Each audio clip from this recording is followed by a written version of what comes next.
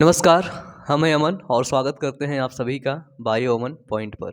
आज के इस वीडियो में बात करेंगे ऊगोनिया जो सेल है ऊजेनेसिस अंड जनन के बारे में, यानी कि फीमेल्स के अंदर मादा के अंदर अंडाणु का निर्माण ओवम का निर्माण किस प्रकार से होता है।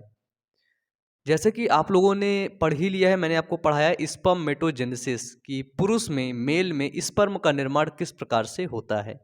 यदि आप वो वीडियो नहीं देखे हैं तो आप यूट्यूब पर सर्च कर सकते हैं स्पर्मेटोजेनेसिस बाय बायो अमन। हमारे और भी वीडियोस देखने के लिए आप यूट्यूब पर सर्च करिए और लास्ट में लिख दीजिए बायो अमन, हमारे सभी वीडियोस आपको मिल जाएंगे। तो अगर बात की जाए ऊजेनेसिस की, किसकी?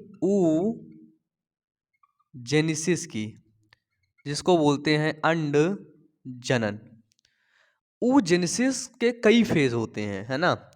फर्स्ट फेज में क्या होता है? बिफोर बर्थ,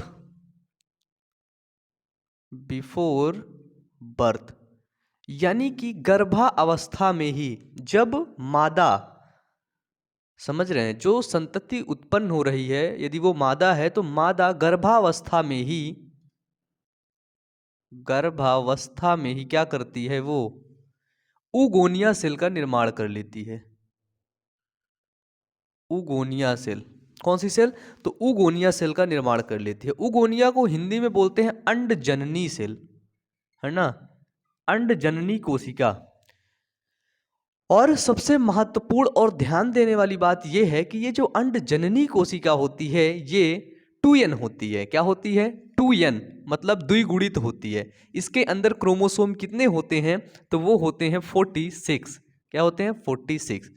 अब क्या होता है? अंडजननी एक बनी तो अंडजननी भी विभाजित होंगी ना, ढेर सारी अंडजननी बनाएंगी लाखों की संख्या में, क्योंकि अगर एक अंडजननी रहेगी तो एक ही अंडाणु बनेगा, फिर आगे जाके एक अंडाणु जाएगा, एक मेंस्ट्रुअल साइकिल होगी, एक अंडाणु निकलेगा, फिर खत्म हो जाएगा। तो अपनी संख्या बढ़ाते हैं ना, जैसे मानव देख रहे हैं अपनी पॉपुलेशन को बढ़ाते जा रहे हैं, बढ़ाते जा रहे हैं, बढ़ाते जा रहे हैं, ताकि कभी मानव इस पृथ्वी से खत्म ना हो। क्यों? क्योंकि वो अपनी पॉपुलेशन बढ़ा रहे हैं, किसके द्वारा? जनन की क्रिया के द्वारा। तो इसी तरह ये कोशिकाएं भी जनन करती हैं। अंड जननी कोशिकाएं जैसे ये है, अब ये जनन करी, है ना, समसूत्री विभाजन करी। इसके विभाजन क्या बोलते हैं? तो इसके विभाजन को बोलते, ये भी विभाजित हो रही, ये भी, ये भी, इसके विभाजन को बोलते हैं समसूत्री विभाजन, है ना, यानी कि 2n। इसमें 46 गुणसूत्र हैं, तो इसके आगे भी इसके सभी गुणसूत्रों में 46 गुणसूत्र ही होंगे। यहाँ भी 46 है, यहाँ भी 46, यहाँ भी 46, यहाँ भी 46, यहाँ भी, है ना। हर जगह कितने गुणसूत्र मिल रहे हैं? 46 गुणसूत्र। अब ये जो समसूत्री विभाजन से जो चीजें बनती हैं, जो आपका जो है जो कोशिका बनी, मान लेते हैं ये कोशिका हमारी बनी है समसूत्री विभाजन के दौरान, है ना। ये क्या चल गया? ये कोशिका में क्या हुआ? तो ये है वृद्धि प्रावस्था, इसके अंदर वृद्धि होती है। क्या होती है? वृद्धि होती है। और वृद्धि होने के बाद इसके ऊपर जोना ग्रैनुलोसा की परत चढ़ जाती है। ये चढ़ गई, इसके ऊपर कौन सी परत? तो वो परत है जोना ग्रैनुलोसा। जब इसके ऊपर जोना ग्रैनुलोसा की परत चढ़ती है तब हम इसको बोलते हैं प्राइमरी ऊसाइट। क्या बोलते हैं? Primary oocyte. प्राइमरी ऊसाइट, है ना, इसको हमने बोला। जब ये ग्रोथ करके जोना ग्रैनुलोसा की परत चढ़ी तब हमने इसको बोला प्राइमरी फॉलिकल। क्या बोल दिया इसको? Primary follicle. तो प्राइमरी फॉलिकल बन गया। अब ये क्या होता है? अब ये जो इस फॉलिकल में क्या होता है? अब इस फॉलिकल में होगा अर्धसूत्री विभाजन, मियोसिस डिवीजन फर्स्ट होगा। मियोसिस डिवीजन फर्स्ट शुरू होता है लेकिन वो अरेस्ट हो जाता है, वो रुक जाता है। यही सब जोना ग्रैनुलोसा की परत चढ़ा के सभी ऊजन्नी सेल ऐसी बैठी रहती हैं। फिर क्या होता है? बेबी का बर्थ होता है ना, बच्चे का जन्म होता है। जन्म के बाद वो 9-10 साल 12 साल जितने भी उसकी यौनावस्था आती है ना, यौनवारंभ जिसको बोलते हैं प्यूबर्टी। प्यूबर्टी तो क्या होता है कि आफ्टर प्यूबर्टी, है ना, प्यूबर्टी के बाद क्या होता है, यही जो जोना ग्रैनुलोसा है इसके अंदर विभाजन होने लगता है। ये विभाजन नहीं होता, मतलब ये ग्रोथ करता है, ये वृद्धि करता है। तो जैसे देखिए ये है, ये इसके अंदर गुणसूत्र है, ये परत है किसकी, जोना ग्रैनुलोसा की। किसकी परत है, तो ये है जोना ग्रैनुलोसा। अब इसके ऊपर एक परत और चढ़ती जिसको बोलते हैं थीका। किसकी परत, थीका की परत। ये देखिए ये परत चढ़ गई थीका की परत, ठीक है। जब इसके ऊपर थीका की परत चढ़ी, अब हमने इसको बोला सेकेंडरी फॉलिकल। याद रखना हम इसको फॉलिकल बोल रहे हैं, उसाइट नहीं बोल रहे हैं। प्राइमरी उसाइट, सेकेंडरी उसाइट किसको बोलते हैं, वो हैप्लॉइड ओवम को बोलते हैं, ओटिड को बोलते हैं सेकेंडरी उसाइट, है ना। इस प्राइमरी उसाइट जो है वो ग्रोथ कर रहा है। जब इसमें थीका की परत चढ़ी तो इसमें दो परत चढ़ती हैं, देखिएगा। जैसे देखिए अब इसमें केंद्रक था, वो सॉरी अनुवांशिक पदार्थ था। अब ये अनुवांशिक पदार्थ थोड़ा सा कम हो जाता है, डिवाइड हो जाता है ना। ये परत किसकी है, तो ये परत है जोना ग्रैनुलोसा की। डन, परत याद रखिएगा। ये परत किसकी है, ये परत है थीका की। थीका की दो परत चढ़ जाती हैं, ये। तो जो रेड वाली परत है इसको बोलते हैं इंटरनल थीका, और जो ये ब्लू वाली परत है इसको बोलते हैं एक्सटर्नल थीका। जब थीका की परत चढ़ती है तब उस फॉलिकल को, उस अवस्था को बोलते हैं सेकेंडरी फॉलिकल। डन, याद है ना, प्राइमरी फॉलिकल, उसके बाद सेकेंडरी फॉलिकल। और जब उसमें थीका की दो परत चढ़ जाती हैं, एक्सटर्नल थीका और इंटरनल थीका, है ना, एक्सटर्नल और इंटरनल। जब एक्सटर्नल और इंटरनल मतलब कि चढ़ जाती हैं, तब हम इसको बोलते हैं टर्टियरी फॉलिकर, है ना, तृतीयक पुटिका। और इसके जो बीच का स्थान हो जाता है खाली, उसको बोलते हैं एंट्रम। क्या बोलते हैं, एंट्रम। अब इसको हमने बोला, इस अवस्था को हमने बोला टर्टियरी फॉलिकल, यानी कि तृतीयक पुटिका।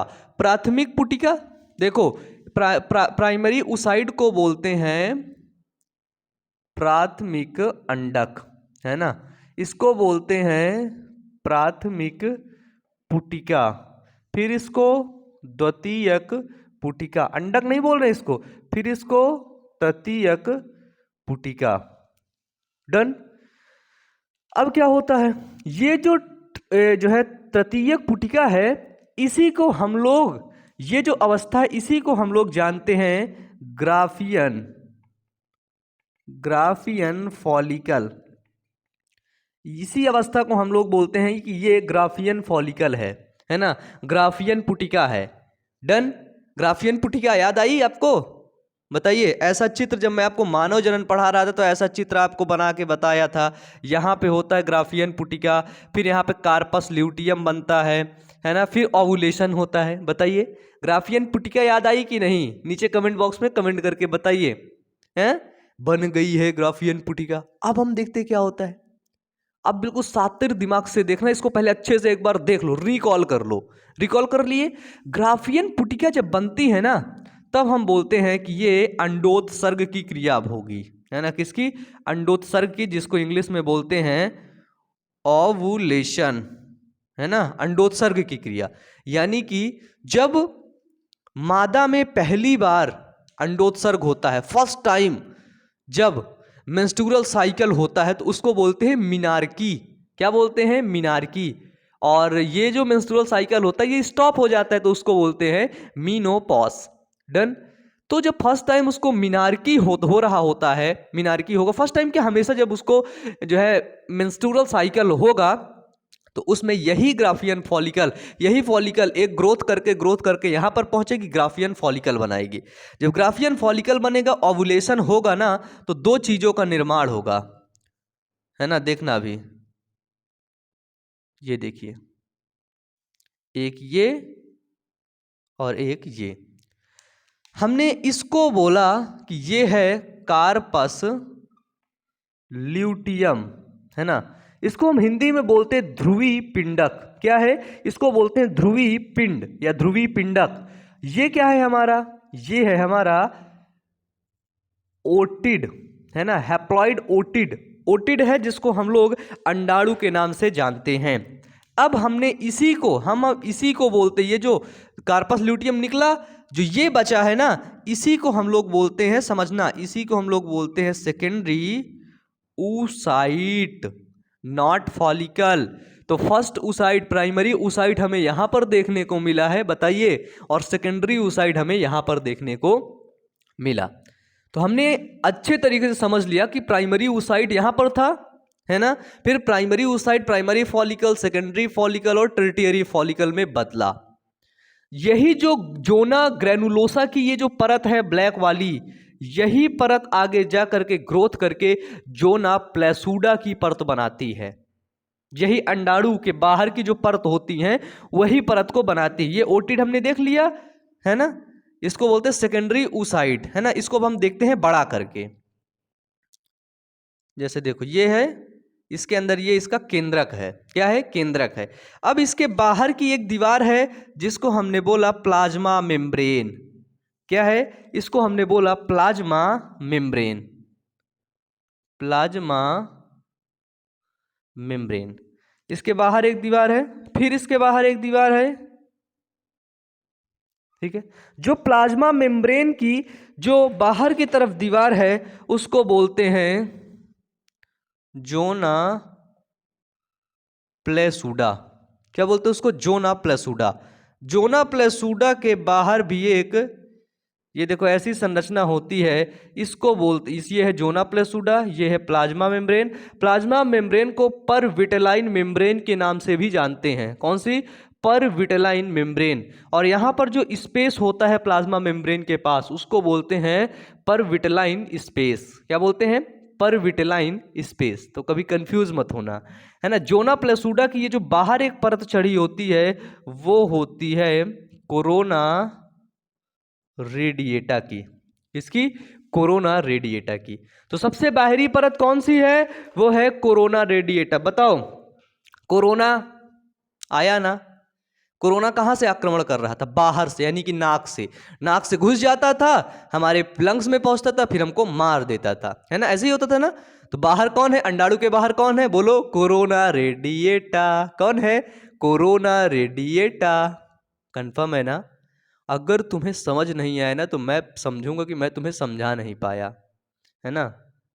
तो नीचे कमेंट बॉक्स में आप सभी लोग प्लीज़ यार कमेंट करके ज़रूर बता देना कि समझ आ रहा है कि नहीं, है ना। बाकी मैं 100% की गारंटी के साथ कहता हूँ, वीडियो देखोगे तो समझ ही जाओगे।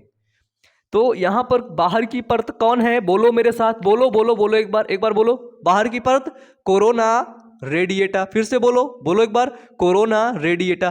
कोरोना रेडिएटा की तुम अंदर घुसोगे, तुम्हारे घर का मेन गेट है कोरोना रेडिएटा, है ना। फिर उस मेन गेट से अंदर घुसोगे तो फिर एक दरवाजा और रहता है। उस दरवाजे क्या बोलते हैं? उस दरवाजे क्या बोलते हैं? बोलो, जोना ग्रेनुलोसा, जो ग्रोथ करके बना लेता है जोना प्लेसूडा। क्या बनाता है? जोना प्लेसूडा। अब जब वो दरवाजा तुम खोलते हो तो उस दरवाजे के ऊपर एक पर्दा लगा होता है। बताओ, कोई लोग गेट में पर्दा लगाते हैं, है ना, मेन गेट में, कोरोना रेडिएटा में। लेकिन कोई लोग होते हैं मेन गेट में पर्दा नहीं लगाते, लेकिन जो उसके अंदर वाला गेट होता है उसमें पर्दा लगाते हैं। तो उस पर्दे को बोलते हैं प्लाज्मा मेम्ब्रेन, परविटेलाइन मेम्ब्रेन। और दरवाजे और पर्दे के बीच में एक स्पेस होता है जिसको बोलते हैं परविटेलाइन स्पेस। फिर ये अंडाणु, यहां पर ये इसका है केंद्रक। क्या है? ये है इसका यहां पे केंद्रक। इसको हमने बोला ये है हमारा हैप्लॉइड। क्या है? Haploid ovum. ओवम क्या बोला इसको? इसको हमने बोला हैप्लॉइड ओवम है ये। अब इससे क्या होगा? इससे अब शुक्राणु मिलेगा। क्या होगा? शुक्राणु मिलेगा, निषेचन की क्रिया होगी। डन? बताइए, इसको आप लिखना चाहें तो आप इसको लिख सकते हैं। मैं साइड हटता हूं, चलिए लिख लिए। इतना समझ में आया आपको? और ऊजेनेसिस ये जो है उसमें समझाते हैं। जैसे देखो, ये ऊगोनिया सेल थी, विभाजन कर रही थी। क्या कर रही थी? विभाजन कर रही थी। जब ये जब ये विभाजन करी तो इसकी वृद्धि प्रावस्था में विभाजन करके एक कोशिका को बड़ी करी, जिसको हमने बोला प्राइमरी oocyte। प्राइमरी oocyte में अर्धसूत्री विभाजन फर्स्ट हुआ था, लेकिन वो कंप्लीट नहीं हुआ था, वो रुक गया था, अरेस्ट हो गया था गर्भ में ही। फिर जब प्यूबर्टी की अवस्था आती है तो वही जो अर्धसूत्री विभाजन रुक गया था वो कंप्लीट होता है, और जब वो कंप्लीट होता है यहाँ पे, तो यहाँ पे एक देखो ये कंप्लीट हुआ, तो यहाँ पे एक ये ओवम बनाया अंडाणु, और एक इसको बोलते हैं पोलर सेल, है ना, पोलर बॉडी, इसको बोलते हैं प्राइमरी पोलर बॉडी का ये निर्माण कर दिया, है ना, प्राइमरी पोलर बॉडी निकल गई। तो यहाँ पे ये अंडाणु आगे चल के फिर एक विभाजन किया। कौन सा विभाजन होता है? वो होता है आपका अर्धसूत्री सेकंड। अर्धसूत्री सेकंड में क्या होता है, फिर से एक बार विभाजित हो जाता है, लेकिन गुणसूत्र समान रहते हैं।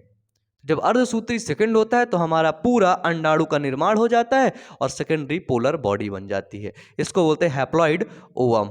अगर डायग्राम के मदद से समझाना चाहूँ तो देखिए मैं समझा देता हूँ, इसको आप लोग लिख लीजिए अपने कॉपी में।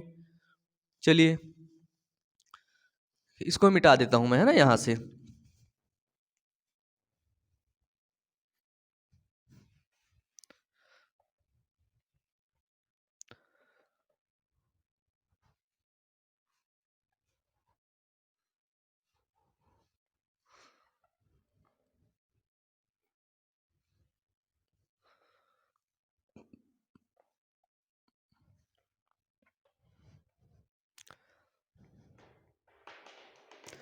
जैसे यहाँ पर अंड जननी थी, है ना, ये समसूत्री विभाजन द्वारा अपनी संख्या को बढ़ाई, समसूत्री विभाजन की अपनी संख्या को बढ़ाई।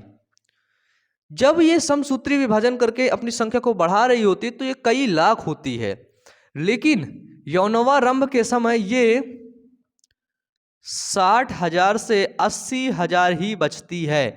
कौन? अंडजननी कोशिका, जो विभाजन करके आगे बनाती है। जो ये विभाजन करके आगे ये कोशिका बनी है इसको बोलते हैं उगोनियम सेल, है ना। क्या बोलते हैं? उगोनियम सेल। अब इस उगोनियम सेल में क्या होता है, ये वृद्धि करके इसके बाहर जोना ग्रेनुलोसा की परत चढ़ जाती है ना। क्या चढ़ जाती है? जोना ग्रेनुलोसा की परत चढ़ जाती है। जब इसमें जोना ग्रेनुलोसा की परत चढ़ती है तभी हम इसको बोलते हैं प्राइमरी oocyte। क्या बोलते हैं इसको? प्राइमरी oocyte, प्राथमिक अंडक। अब इस प्राथमिक अंडक में ये हुआ आपका बर्थ के पहले, ऐसे ही बन जाते हैं। फिर बच्चा पैदा होता है, जब उसकी प्यूबर्टी की अवस्था आती है तो जब ये रुका हुआ था, है ना, इसमें जोना ग्रेनुलोसा की परत चढ़ी हुई थी, तो इसमें अर्धसूत्री विभाजन फर्स्ट, अर्धसूत्री विभाजन फर्स्ट की प्रोफेज फर्स्ट में ये रुका हुआ था। प्रोफेज फर्स्ट की अवस्था में ये अरेस्ट हो गया था, रुक गया था। जब प्यूबर्टी होती है तो ये प्रोफेज फर्स्ट, ये आपका जन्म के बाद प्यूबर्टी की अवस्था आती है तो यही ग्रोथ करता है ना, और ग्रोथ करके अर्धसूत्री विभाजन को कंप्लीट करता है, एक बड़ी कोशिका बनाता है, एक छोटी कोशिका बनाता है। डन। देखिए जो यहाँ पे बड़ी कोशिका बनी है उसी को बोलते हैं सेकेंडरी oocyte, और ये यहाँ पे जो एक छोटी सी कोशिका बनी है इसी कोशिका को हम लोग बोलते हैं प्राइमरी पोलर सेल, है ना, प्राइमरी पोलर सेल, प्राथमिक ध्रुवीय कोशिका। डन। तो प्राथमिक ध्रुवीय कोशिका बनी आपकी, है ना। फिर इसमें क्या हुआ, इसमें यहां पे अर्धसूत्री विभाजन फर्स्ट पूरा हो गया था। अब जब अर्धसूत्री विभाजन फर्स्ट पूरा हुआ तो आधे गुणसूत्र इसमें, आधे गुणसूत्र इसमें। अब इस सेकेंडरी oocyte में फिर विभाजन होगा जिसको बोलते हैं अर्धसूत्री सेकेंड। कौन सा? अर्धसूत्री सेकेंड। यहां पर फिर विभाजन हुआ जिसको बोलते हैं अर्धसूत्री सेकेंड। अर्धसूत्री सेकेंड विभाजन हुआ, हो रहा था, ये मेटाफेज सेकेंड तक पहुंच गया, है ना। अर्धसूत्री विभाजन सेकेंड में ये मेटाफेज सेकेंड पर पहुंचा और अरेस्ट हो गया, फिर रुक गया, रुका। अब ये इंतजार कर रहा है सेकेंडरी oocyte, द्वितीयक अंडक। किसका? ये ओवुलेशन हो चुका, फॉलिकल पहुंच चुका, अब यही अंडक इंतजार कर रहा है शुक्राणु का। ठीक है, किसका? शुक्राणु का। अब अगर इसको शुक्राणु मिलेगा तब ये विभाजन करके, है ना, एक जो है हैप्लॉइड ओवम का निर्माण करेगा, हैप्लॉइड ओवम का, और एक करेगा सेकेंडरी पोलर बॉडी का निर्माण करेगा, द्वितीयक ध्रुवीय पिंडक का निर्माण करेगा, बस। और यही जो हैप्लॉइड ओवम है इसी को बोलते हैं ओटिड। इसका निर्माण करेगा, ओटिड का निर्माण करेगा। इस अवस्था को हम यहाँ तक की अवस्था को बोलते हैं ग्रोथ फेज, है ना। क्या कर रहा है, ये ग्रोथ कर रहा है। समसूत्री विभाजन द्वारा जो उगोनिया सेल थी, अंडजननी कोशिका थी, वो अपने आप को विभाजित कर रही थी, ग्रोथ कर रही थी, है ना। ग्रोथ फेज के बाद जब हम यहाँ पर आते हैं, है ना, आफ्टर प्यूबर्टी, है ना, प्यूबर्टी के बाद की जो अवस्था है, उस अवस्था में क्या हो रहा होता है, तो उस अवस्था में सेकेंडरी जो है मियोसिस डिवीजन कंप्लीट हो रहा होता है ना। मियोसिस फर्स्ट कंप्लीट हुआ, और जब उसको शुक्राणु मिला तो मियोसिस सेकंड कंप्लीट हो गया, और एक हैप्लॉइड ओवम यानी कि ओटिड का निर्माण कर लिया। जब इसको शुक्राणु मिला तभी किया, नहीं तो ये फिर सेकेंडरी फॉलिकल, सेकेंडरी oocyte ही सीधे मेंस्ट्रुअल साइकिल के थ्रू बाहर निकल जाता है। बस इतनी छोटी सी बात थी जो आपको मैं समझाना चाहता था। तो मुझे उम्मीद है ये oogenesis आपको बहुत अच्छे तरीके से समझ में आया। नीचे कमेंट बॉक्स में कमेंट करके जरूर बताइएगा कि ये वीडियो कैसा लगा, और यदि पूरा अच्छे तरीके से समझ आया हो, हमारे और भी वीडियोस देखने के लिए आप चैनल पर जाइए, वहाँ पर प्लेलिस्ट है class 12th biology important questions, class 12th biology 1 short video, उन सभी की प्लेलिस्ट है, वहाँ पर सभी वीडियो अपलोड हैं। वहाँ पर जा करके आप सभी वीडियोस को अच्छे से देखिए, पढ़ते रहिए, मेहनत करते रहिए, क्योंकि हमें बदला नहीं चाहिए, हमें एक बहुत बड़ा बदलाव चाहिए।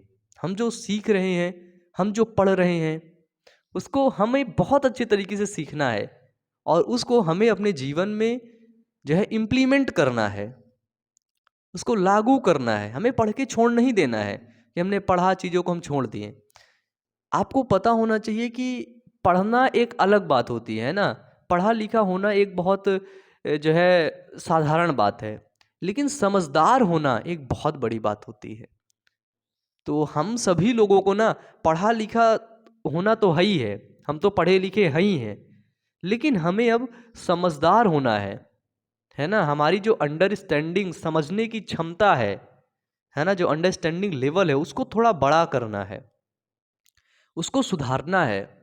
क्योंकि जब तक हम समझदार नहीं होंगे, चीज़ों को हम समझ नहीं पा रहे होंगे ना, तब तक कुछ भी नहीं होने वाला।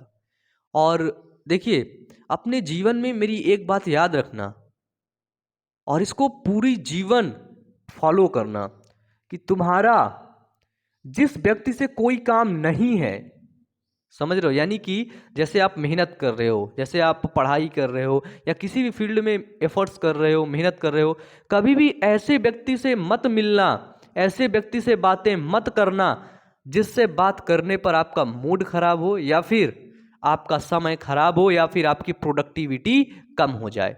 ऐसे लोगों की संगति मत करना, क्योंकि जिस प्रकार के लोगों के साथ आप रहते हैं, आप वैसे ही बन जाते हैं। तो यदि आपके दोस्त अच्छे नहीं हैं, या फिर यदि आपके दोस्त सही तरीके से नहीं चल रहे हैं, कोई भी प्रॉब्लम है उनको आपके साथ में रहने में, आप उनके साथ रहते हैं तो आपको बहुत बड़ी प्रॉब्लम हो जाती है, आप सही से पढ़ नहीं पा रहे हैं, तो मैं कहता हूं कि आज से और अभी से ही आप उनका साथ छोड़ दो, नहीं तो उनको वार्निंग दे दो कि आप सुधर जाओ, ऐसे मत करो, ऐसे नहीं किया जाता है, ये चीज़ें गलत होती हैं। तो अगर आप ऐसे करके, अगर आप उनका साथ नहीं छोड़ोगे, उन्हीं के साथ रहोगे, तो मैं 100% गारंटी के साथ कहता हूं कि आप वैसे ही बनते जाओगे जैसे वो लोग हैं। इसलिए किसी भी व्यक्ति से आपको बात करना है, किसी से व्यक्ति से आपको कुछ, है ना, कुछ सलाह लेनी है, तो सबसे पहले उसका लेवल देखना है कि वो किस ओहदे पर है, वो क्या कर रहा है। कहीं ऐसा तो नहीं है कि जो हमको ज्ञान दे रहा है वो भी उल्टे सीधे काम कर रहा हो और फिर आकर के वो हमें ज्ञान दे रहा है। आपके पास खुद का दिमाग है ना, आपके पास एक बहुत बड़ी पावर है, और आप उस पावर को समझिए। आपकी समझदारी का लेवल तभी बड़ा होगा जब आप अपने पॉइंट ऑफ व्यू से, अपने नजरिए से, अपने दिमाग से उस चीज को सोचेंगे और उसका जवाब ढूंढेंगे, तब सही होगा। नहीं तो क्या होता है बेसिकली कि बचपन से ही हमारे न्यूरॉन्स ना, हमारे जो पाथ हैं वो डेवलप कर दिए गए हैं बचपन से। जैसे मैं आपसे पूछता हूं आपका क्या नाम है, आपने तुरंत अपना नाम बता दिया। मैंने आपसे पूछा आप क्या करते हैं, तो आपने तुरंत बोला पढ़ाई करता हूं। क्यों? क्योंकि हम अपने इन्वायरमेंट में यही सुने हैं कि हम पढ़ाई करते हैं, पढ़ाई करते हैं, पढ़ाई करते हैं। वही पाथ डेवलप है, तुरंत जवाब दे दिए। लेकिन हमने इस चीज को सोचा नहीं बैठ करके थोड़ा सा, कि 10 सेकंड का हमने पॉज लिया और सोचा कि यार इसने पूछा आप क्या करते हो। अच्छा, मैं इस समय पढ़ाता हूँ, और पढ़ाने के साथ साथ मैं इस समय पढ़ाई भी कर रहा हूँ, और पढ़ाई में मैं ये कोर्स कर रहा हूँ, इस कॉलेज से कर रहा हूँ, अभी इतने साल हुए हैं मेरे को। ये मेरा कंप्लीट आंसर था। इस तरह एक हमारे जो पाथ गलत डेवलप हो गए हैं ना, उन पाथ को हमें सुधारना है। देखना है कि जो हमारे एक्शंस हैं, हमारे जो कार्य हैं वो किस प्रकार से हो रहे हैं, उन पाथ को सुधारना है ना। तो खैर आज के लिए यहीं तक, क्योंकि नहीं तो फिर आप लोग बोलेंगे कि भैया तो आप तो फिलॉसफी की क्लास चालू कर देते हैं, पता नहीं क्या समझाने लगते हैं। तो काफ़ी देखो, मैं आपको एक चीज़ बताऊं, पढ़ने लिखने से आपका दिमाग तो तेज होता है, लेकिन जब तक आप अपने से नहीं सोचोगे ना, तब तक आपको समझदारी नहीं आएगी।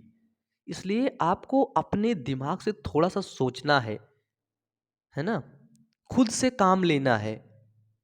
आप किस तरह से सोच पा रहे हैं, किस तरह से काम कर रहे हैं, उसको थोड़ा सा जानना है। क्योंकि अगर आप उसको नहीं जानेंगे ना, तो आपको अपनी ताकत का, अपनी जो आपकी आंतरिक ताकत है ना, उसका आपको अनुभव ही नहीं होगा, और आप हमेशा दूसरों को कहने पर चलते रहेंगे, ऑर्डर्स फॉलो करने लगेंगे। जो लोग कोई ऑर्डर दे देगा वही करेंगे, नहीं तो फिर आप पूछेंगे कि बताओ मैं क्या करूं, बताओ मैं क्या करूं, हमेशा लोगों से पूछेंगे, और फिर आप दूसरों को दोष देंगे, है ना। तो इसलिए क्या है, पूरी रिस्पॉन्सिबिलिटी अपने को देना है, और हमें देखना है कि हम कर क्या रहे हैं, कहीं हमारे काम उल्टे सीधे तो नहीं है ना, कहीं हम गलत ट्रैक पे तो नहीं जा रहे हैं, कहीं हम गलत काम तो नहीं कर रहे हैं। तो आज के लिए यहीं तक, अच्छे से पढ़ते रहिए, मेहनत करते रहिए, क्योंकि हमें बदला नहीं, बदलाव चाहिए। Wish you all the best. Thank you.